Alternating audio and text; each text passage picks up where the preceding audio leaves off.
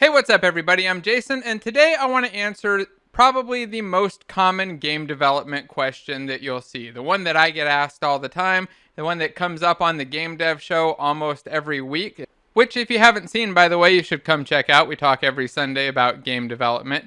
Of course, the unfortunate thing is that you somehow met Jason Weimann here, and I feel sorry for you. It's interesting. This question also comes up in my courses, though. I get it from professional game developers who are working on things and just starting to struggle with this one issue, which is motivation. And the question always comes like this: how do you stay motivated to keep working on a project or to get a project done and not just abandon it, switch to something else, or just eventually give up? And the reason that this is such a common question is because I think every developer does it. We start off with a project, it's really simple, it's easy, and we're going really fast, making a ton of progress, seeing all kinds of cool stuff and seeing big changes happening. And then suddenly we start to run into problems. We hit brick walls, this one problem that we can't solve, something that's a little bit too complicated, or things just start to break and start to fall apart and we get lost. Like, how are we going to keep doing this? Should I quit? What should I do?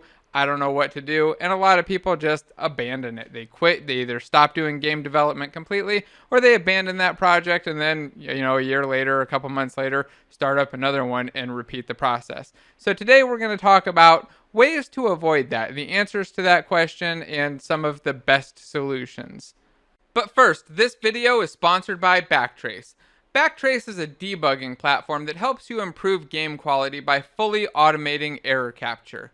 It lets you capture errors in all instances of your game with a single system and then generates structured, searchable error reports from your data. And with their web console, it's extremely easy to monitor, analyze, and debug your games across all platforms. The best thing is that Backtrace's developer plan is completely free and lets you manage up to 25,000 errors and gives you 10 gigs of storage. Starting in just a few days on June 25th, Backtrace is hosting their very first Inclusivity Game Jam, which is a great opportunity to join a fun event, all while learning how to utilize their amazing and free debugging platform.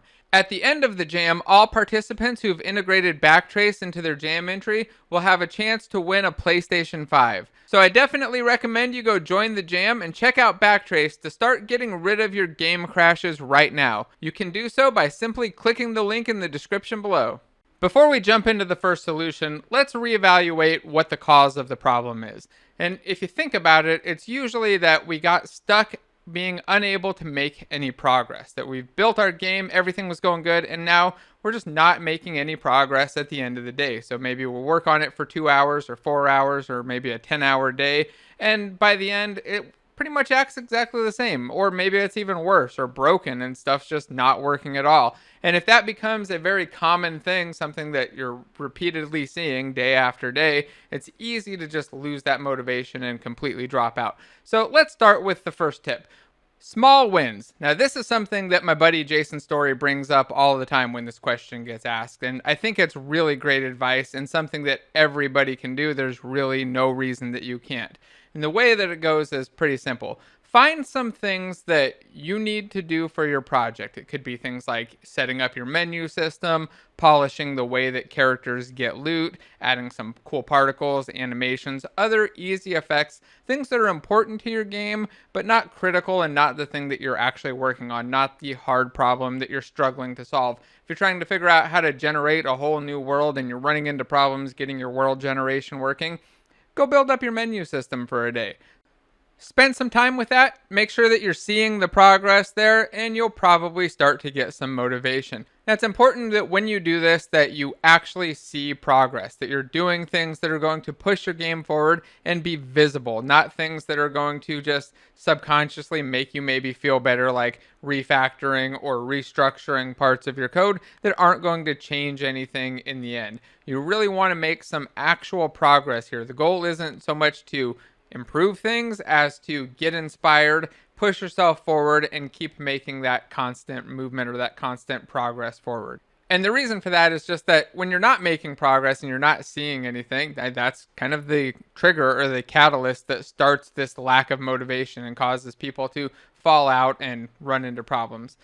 But what if you run out of small wins, or you just don't have anything available, can't think of anything, and you're burnt out, just need a break? Well, I highly recommend that you actually do take a little break. Set aside a time. I recommend that you set a specific amount of time, maybe a 1 or 2 hour block.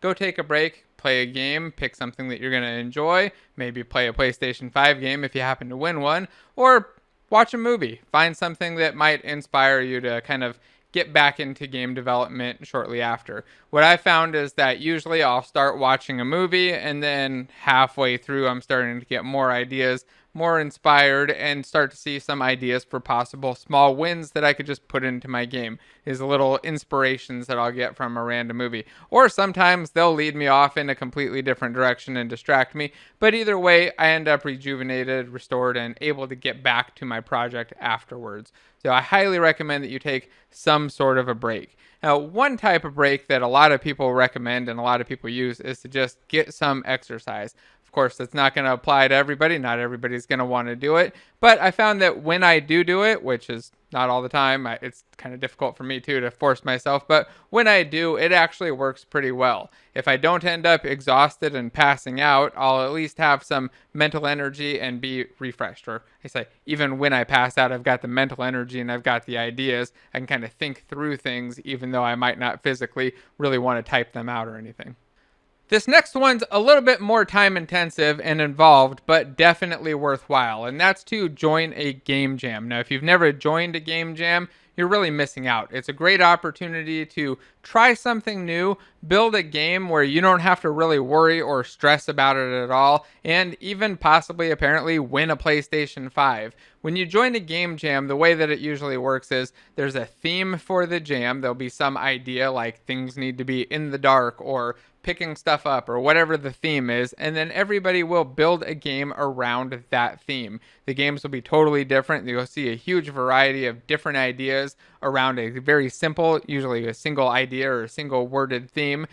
And it's a lot of fun. You get to be creative. You get to break from your normal projects, not really think about any of that technical debt or those issues, and find some new inspiration while you're at it. You'll get new ideas, come up with possible solutions, and by the end of it, you'll have a fresh perspective on your game and a better idea of what you want to do going forward.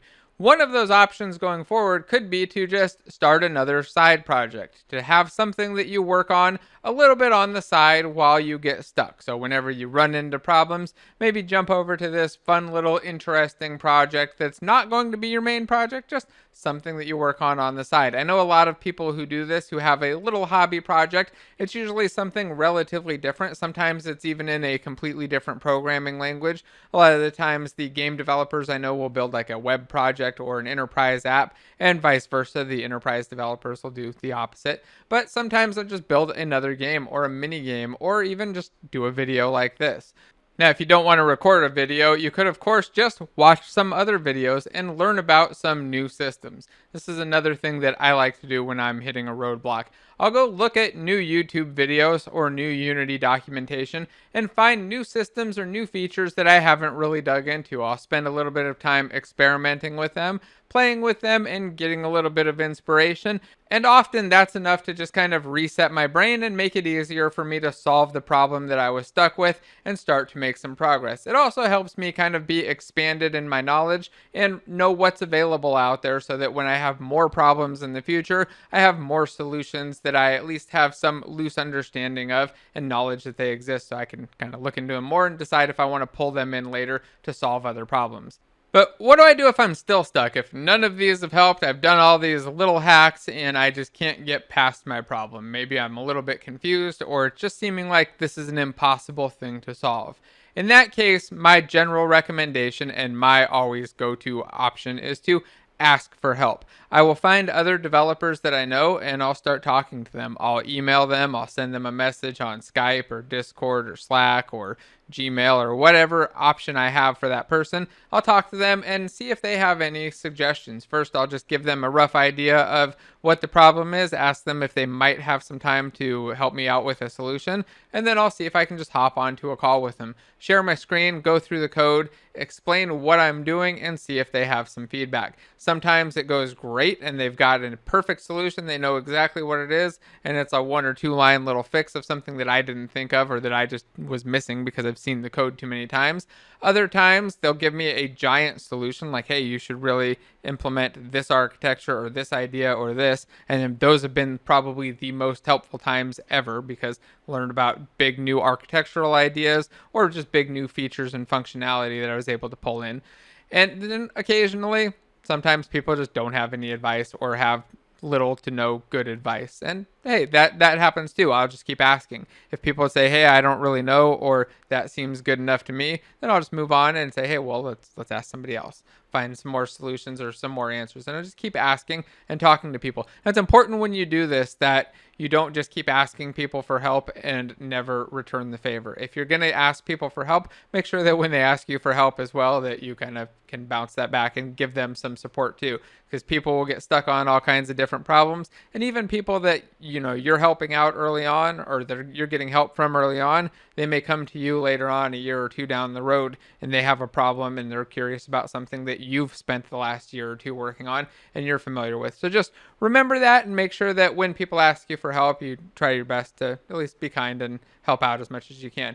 Now, if none of that works and you can't find anyone to help you, you can't do anything, and even maybe it's not so much a problem that you're stuck, you can figure things out, you just can't get the energy to do it. You know you want to do it, but you can't do it. What's the last thing that I recommend? This is probably the biggest and most useful tip. It's the thing that helps me more than anything else, and that's to publicly share your progress and your plans for what you're going to do. Now, publicly could be anywhere from tweeting it out, posting it on Facebook or Instagram or YouTube as a video or something, or even just telling your friends and family. Often what I'll do is just tell my wife what I'm planning on doing, and then I feel like having said it out loud, having put the words out there and put them into somebody else's ears, gives me that accountability and energy and that self-motivation to want to get it done, to not fail at it, not say like, oh yeah, I was going to do this, but I failed at it, so I didn't do it. Instead, I get this idea like, hey, I have to do this because I already said I'm going to do it.